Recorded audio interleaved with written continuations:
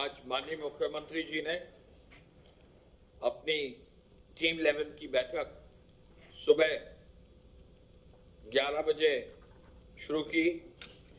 उन्होंने सर्वप्रथम आज संपूर्ण लॉकडाउन की व्यवस्था की समीक्षा की।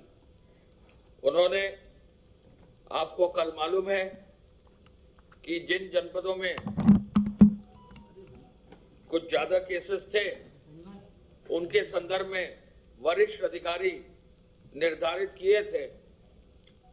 18 जिलों में वरिष्ठ प्रशासनिक अधिकारी, वरिष्ठ पुलिस अधिकारी और वरिष्ठ चिकित्सा विभाग के अधिकारी पहुंच गए हैं और एक जनपद और उन्होंने आज शामिल किया है वरिष्ठ स्तर पर समीक्षा के लिए, संत कबीर नगर, जहां कमिश्नर बस्ती और आईजी बस्ती को वरिष्ठ प्रशासनिक और पुलिस अधिकारी नामित किया गया है। मुख्यमंत्री जी ने लॉकडाउन की व्यवस्था की आज समीक्षा करते हुए यह पुनः बल दिया कि जो हॉटस्पॉट की पूरी योजना उत्तर प्रदेश की है वो महत्वपूर्ण है और वो काफी कारगर साबित हो रही है। और मुझे बताने में स्पष्ट करना है कि अब जो हॉटस्पॉट एरियाज हैं, 90-95% केसेस जो है हॉटस्पॉट के अंदर से ही आ रहे हैं या उन केसेस से आ रहे हैं जिनकी टेस्टिंग हो गई है और रिपोर्ट 1 या 2 दिन बाद प्राप्त हो रहे हैं। आज आपने जो संख्या देखी है, अभी प्रमुख सचिव स्वास्थ्य बताएंगे, वो ऐसे जनपदों से है जहां तबलीगी जमात और उनसे जो जुड़े व्यक्ति हैं, उनसे जो अवशेष लोगों की चेकिंग रह गई थी वो लगभग अब पूरी हो गई है और उसकी आज समीक्षा की गई कि ऐसे सभी हॉटस्पॉट्स के अंदर मजबूती से जो है कार्रवाई की जाए। गृह विभाग की सूचना के अनुसार अब तक 30,163 FIR लॉकडाउन के संदर्भ में दर्ज की गई है और अब तक लॉकडाउन को मजबूत रखने के लिए 24 लाख से अधिक वाहनों को चेक किया गया है और 31,000 वाहन सीज कर दिए गए। चेकिंग अभियान में लॉकडाउन में लगभग 11 करोड़ 70 लाख रुपया वसूल कर लिया गया है और आवश्यक वस्तुओं के लिए 11 करोड़ 69,59,51,302 रुपए और आवश्यक वस्तुओं के लिए 1,79,090 वाहनों को परमिट जारी कर दिए गए। लॉकडाउन और पूरी व्यवस्था को मजबूती से लागू करने के लिए 679 लोगों के विरुद्ध 539 FIR दर्ज की गई हैं और अब तक 242 लोगों को FIR दर्ज करके गिरफ्तार भी कर लिया गया है। यानी लॉकडाउन को काफी मजबूती से लागू किया गया है और हॉटस्पॉट वाले जो जनपद हैं, अब करीब 389 हॉटस्पॉट्स हैं जो 234 थानों में हैं और इनमें लगभग 35 लाख लोग चिन्हित किए गए हैं, लगभग 6,24,000 मकान हैं और इनमें ही 1373 कोरोना के पॉजिटिव केसेस पाए गए। भारी मात्रा में चालान करने के बाद, मजबूती से कार्रवाई करने के बाद जो तबलीगी जमात के और उनसे जुड़े हुए कॉन्टैक्ट्स थे, लगभग सभी का क्वारंटाइन भी, टेस्टिंग भी, चेकिंग भी कर ली गई है और काफी मामलों में डिजास्टर मैनेजमेंट में, एपिडेमिक्स एक्ट में FIR भी दर्ज की गई। जो विदेशी थे 45 FIR कुल विदेशियों के खिलाफ की गई है और अब 259 पासपोर्ट जब्त कर लिए गए हैं और 66 ऐसे हैं जो नेपाल देश के नागरिक हैं। APC साहब की रिपोर्ट के अनुसार यह बताना चाहेंगे कि आज सूचना जो मिली है, अब 37 लाख लीटर दूध का वितरण हो रहा है और 57 लाख लीटर दूध का उपार्जन हो रहा है। लगभग 51,000 दुकानों से डिलीवरी, वाहनों से डिलीवरी की जा रही है और कल जो है 12,71,000 फूड पैकेट जो है वितरित किए गए हैं।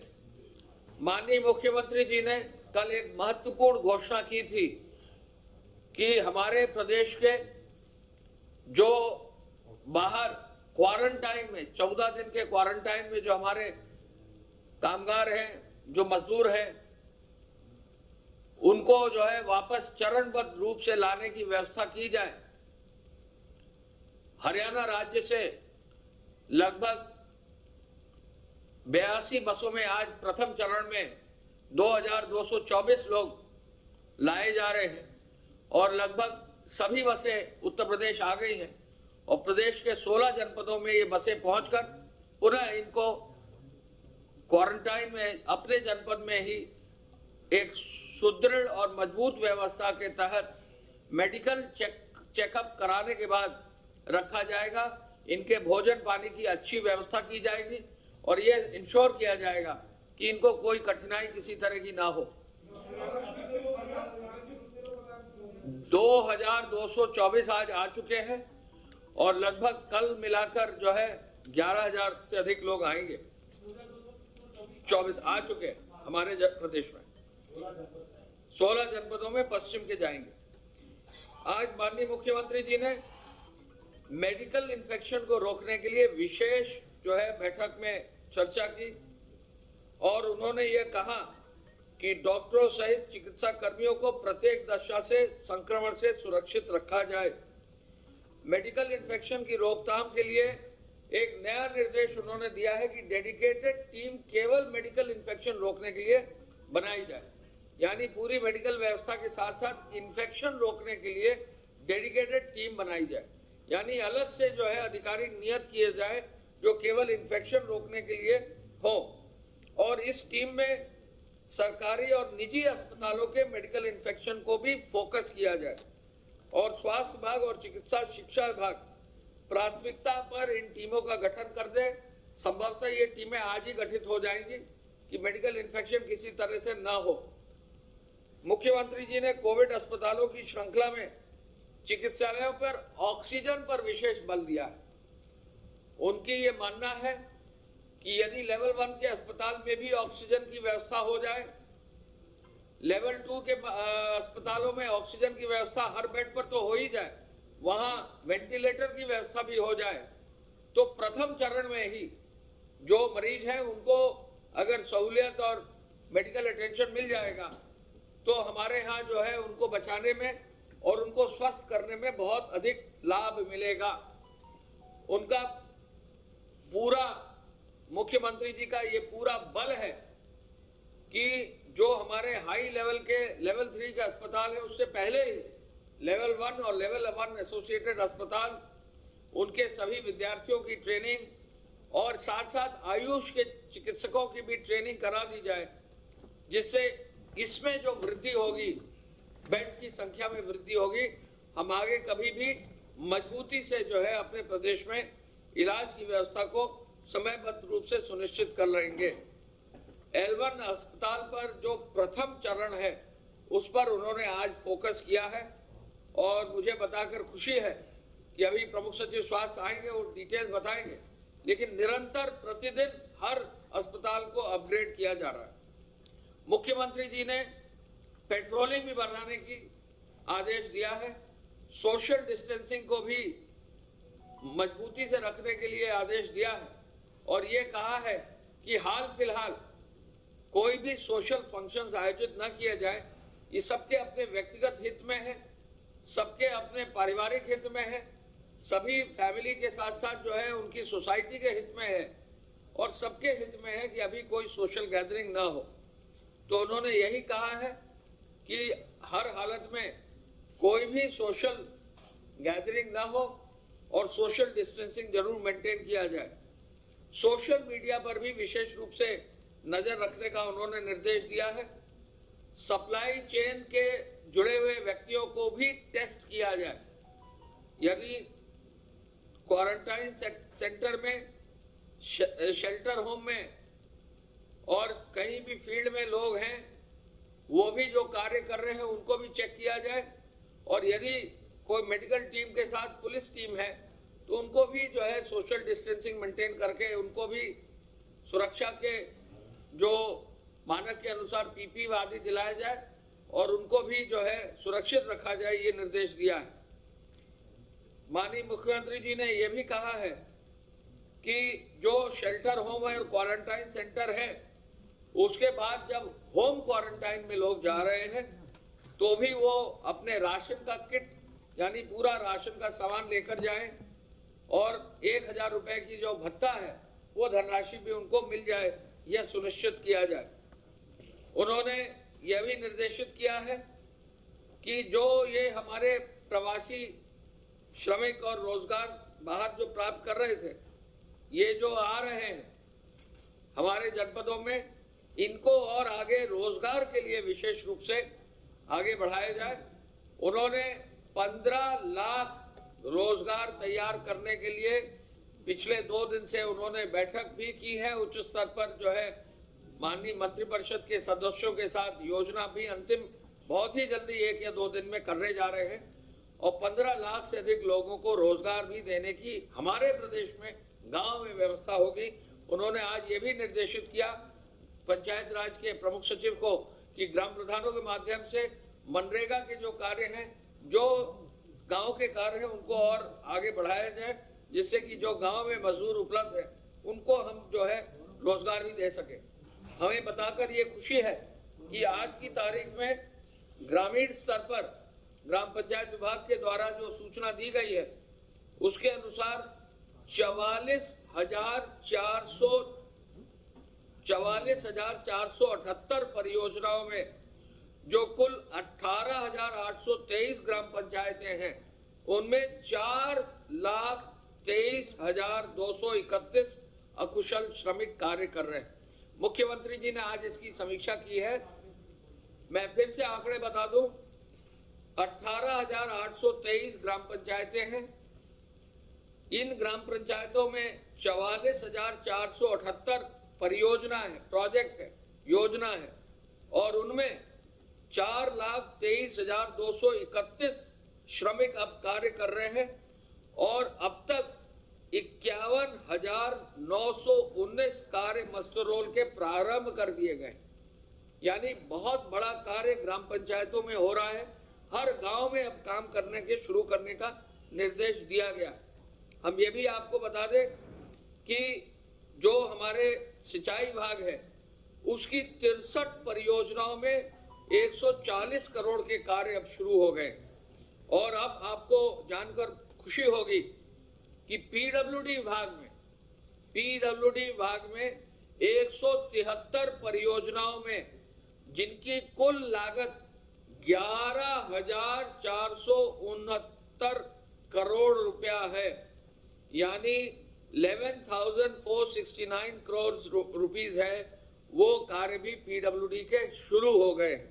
हमने आपको पहले ही बताया है कि हमारी जो एक्सप्रेसवेज हैं, माननीय मुख्यमंत्री जी ने कल वीसी में पुनः निर्देशित किया सभी जिलाधिकारियों को कि जो ग्रामीण क्षेत्र में निर्माण के कार्य हैं, यथा एक्सप्रेसवेज, यथा सड़क, पीडब्ल्यूडी के कार्य, ग्राम पंचायत के कार्य, सिंचाई के कार्य, ग्रामीण पेयजल योजना के कार्य, जो भी और अन्य अमृत योजना के कार्य, जो भी नगर निकायों के भी जहां पर हॉटस्पॉट नहीं है वहां पर कार्य, इन सभी कार्यों को उन्होंने शुरू करने के लिए डीएम्स को और वहां के सभी वरिष्ठ अधिकारियों को कहा है। उद्योग विभाग की सूचना के अनुसार अब तक 27,78,000 श्रमिकों को, नगरीय श्रमिकों को, निर्माण कार्य के श्रमिकों को, ग्रामीण क्षेत्र के निराश्रित व्यक्तियों को कुल 280 करोड़ रुपया भी अब वितरित कर दिया गया है। और यह भी हमको बताकर खुशी है कि आईटी डिपार्टमेंट ने अब सभी ग्रामीण क्षेत्र में लोगों के कार्यों के लिए, इंफॉर्मेशन के लिए, फॉर्म भरने के लिए, विभिन्न योजनाओं में अपना लाभ लेने के लिए, और मैं अपील करना चाहूंगा कि ग्रामीण क्षेत्र में जहां यदि कोई भी व्यक्ति किसी भी सरकारी योजना में लाभ अगर लेना चाहता है तो 30,123 सर्विस सेंटर यानी कॉमन सर्विस सेंटर खुल गए हैं, जन सुविधा केंद्र, उनसे वो लाभ ले सकते हैं।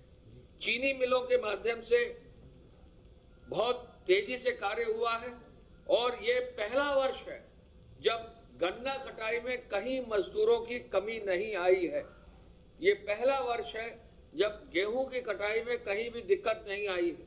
ये पहला वर्ष है जब ग्रामीण क्षेत्र में गेहूं की कटाई में मशीनों की भी कमी नहीं होने दी गई है। और ये पहला वर्ष है जहां एक एक चीज किसानों के लिए बीज, खाद और जो है कृषि रक्षा उपकरण जो है उनको उपलब्ध कराया गया है।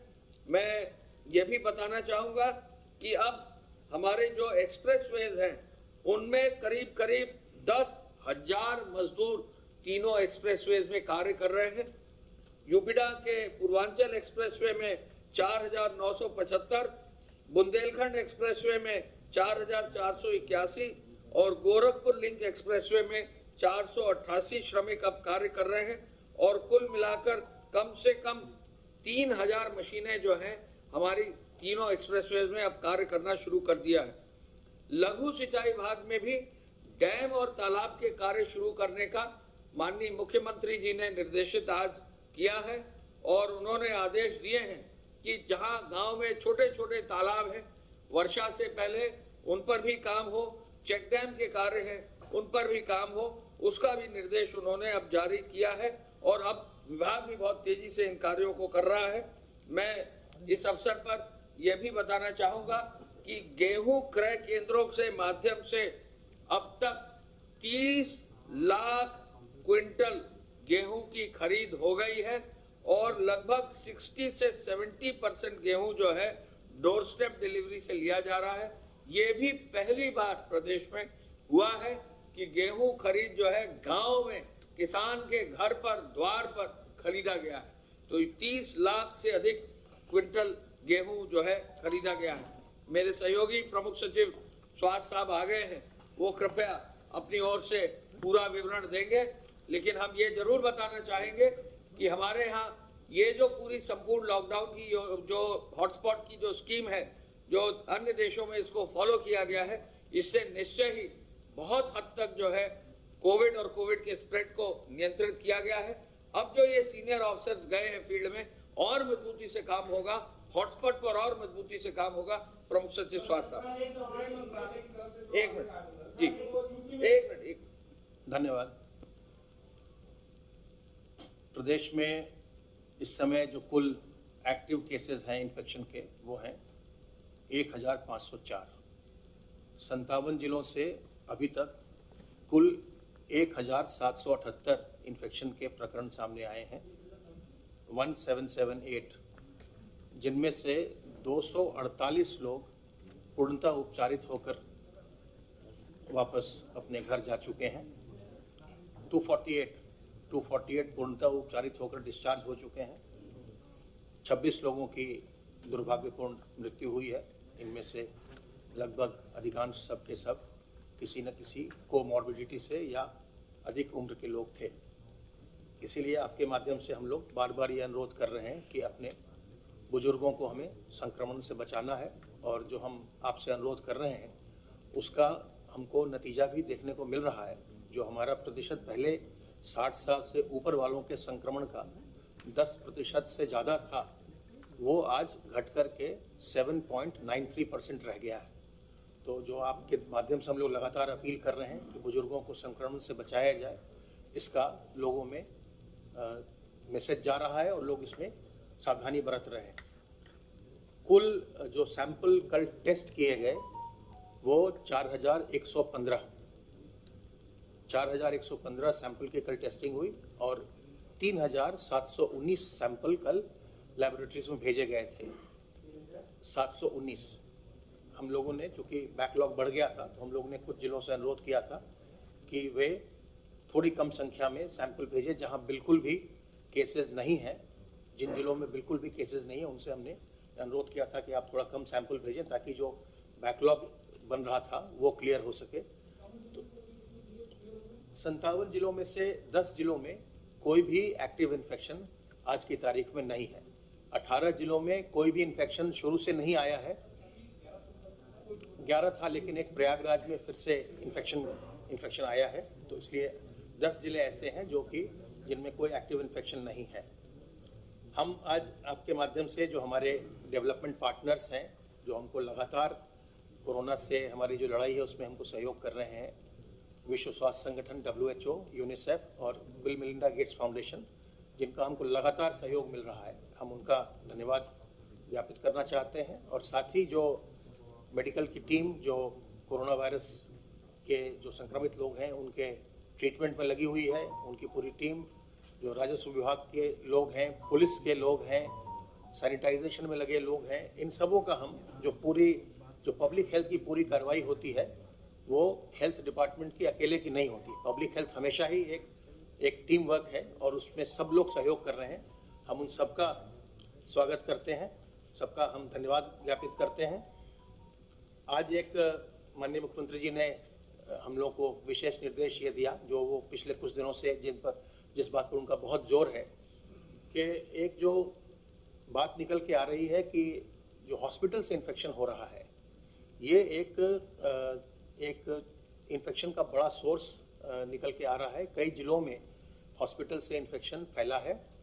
तो जो हॉस्पिटल्स हैं, चाहे वो सरकारी सेक्टर के हों या प्राइवेट सेक्टर के हों, उनमें इन्फेक्शन प्रिवेंशन प्रोटोकॉल की पूरी तैयारी हो और इन्फेक्शन प्रिवेंशन पर पूरा काम हो, इसके लिए उन्होंने निर्देशित किया था। उसके क्रम में हम लोगों ने आज ये निर्णय किया है कि हर जिले में एक इन्फेक्शन प्रिवेंशन प्रोटोकॉल को ऑब्जर्व करवाने के लिए, चाहे वो सरकारी अस्पताल हो या प्राइवेट अस्पताल हो, एक एडिशनल CMO के नेतृत्व में एक टीम का गठन किया जाएगा, जिसमें IMA के प्रतिनिधि भी होंगे, जिसमें और अन्य डॉक्टर्स होंगे, और उसमें हम WHO और यूनिसेफ के जो हमारे वर्कर्स होते हैं फील्ड में, उनको भी हम उसमें इनकॉर्पोरेट करेंगे। और साथ ही पॉल्यूशन कंट्रोल बोर्ड के भी मेंबर्स को हम लोग जो ऑफिसर होते हैं जिलों में, उनको भी हम रखेंगे, क्योंकि बायोमेडिकल वेस्ट का जो एक बड़ा इम्पॉर्टेंट एस्पेक्ट है मेडिकल इन्फेक्शन के मैनेजमेंट में, उसमें उनकी भी भूमिका है। तो एक हम कमिटी कल तक हम लोग उसको फॉर्म कर देंगे, जो कि सभी अस्पतालों में, जो भी अस्पताल अपनी इमरजेंसी सेवाएं चला रहे हैं, उनका वो इंस्पेक्शन करेगी और ये सुनिश्चित करेगी कि जो भी मेडिकल इन्फेक्शन को रोकने के लिए जो भी प्रोटोकॉल हैं उनका वो पालन कर रहे हैं। और उनको हम लोगों ने जो प्राइवेट हॉस्पिटल्स हैं और सरकारी हॉस्पिटल्स की तो हम लोगों ने ऑन साइट ट्रेनिंग की हुई है इन्फेक्शन प्रिवेंशन की। जितने प्राइवेट हॉस्पिटल्स हैं इनको हमने जूम प्लेटफॉर्म पर ट्रेनिंग दी थी, और आपको हमने पहले भी बताया था कि 2500 से ज़्यादा नोट्स पर 3 दिनों में हम लोगों ने ट्रेनिंग की थी। उसमें लोगों ने, प्राइवेट हॉस्पिटल्स के चिकित्सकों ने भी उसमें और अन्य स्टाफ ने प्रशिक्षण प्राप्त किया था। लेकिन अब हम लोग जो ये कमेटी बनाएंगे उसके माध्यम से जिलों में ऑन साइट ट्रेनिंग भी देंगे। जिलों में भी उनको हम क्लासरूम ट्रेनिंग टाइप का सोशल डिस्टेंसिंग को मेंटेन करते हुए उनको उपलब्ध कराएंगे, ट्रेनिंग देंगे। और साथ ही उनके जो भी इस्टेब्लिशमेंट्स हैं उनका हम ऑडिट भी करवाएंगे कि वो इन्फेक्शन प्रिवेंशन के प्रोटोकॉल का पालन कर रहे हैं। हर एक जो भी हॉस्पिटल होगा, जो भी प्राइवेट हॉस्पिटल या डिस्ट्रिक्ट हॉस्पिटल या सरकारी हॉस्पिटल, हर एक हॉस्पिटल को अपने एक हॉस्पिटल इन्फेक्शन प्रिवेंशन कमेटी बनानी होगी, जिसकी ये जिम्मेदारी होगी कि वो इस चीज़ को सुनिश्चित करे कि सारे प्रोटोकॉल का पालन किया जा रहा है। आपके माध्यम से एक बार हम फिर सभी लोगों से ये अनुरोध करते हैं कि इस संक्रमण से घबराने की आवश्यकता नहीं है। इस संक्रमण से हमको बचना है और बचाव ही इसका सबसे अच्छा तरीका है। उसके लिए हम अपने हाथ को साबुन पानी से बार बार धोते रहें, हम सोशल डिस्टेंसिंग मेंटेन करें, अपने जब भी हम सार्वजनिक स्थल पर जाएं तो अपने हम चेहरे को कवर करें, मुंह और नाक में हम फेस कवर लगाएं, मास्क लगाएं, गमछा बांधें, जो भी करें। और अपनी इम्यूनिटी को हम बूस्ट करने के लिए जो भी कार्रवाई होती है उसको हम करते रहें, चाहे वो जी